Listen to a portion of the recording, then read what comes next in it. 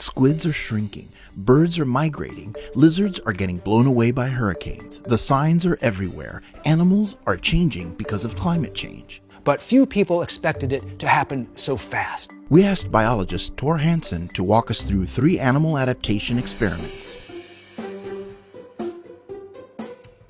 A series of marine heat waves swept through the Gulf of California, warming the surface temperature of the water and impacting various species, including the Humboldt squid.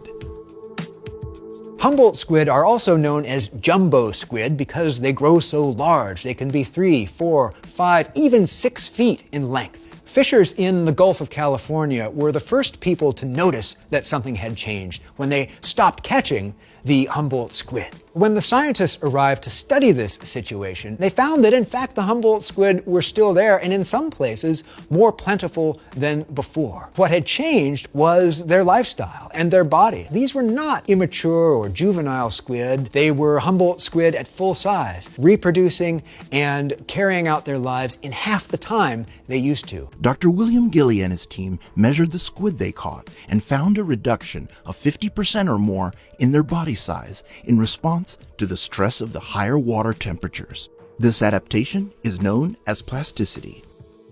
Plasticity is widely distributed in nature. Some species have a lot of it, like the Humboldt squid. Some species have very little. Plasticity is already built into the genome of a species. It's already there. One example of plasticity occurs when we travel to high altitudes. Our body adapts to the low density of the air and less oxygen by making more red blood cells to compensate. When we return to sea level, our body feels more energized. So can the fact that the Humboldt squid thrived in higher numbers in its new fun size be considered a win for the species?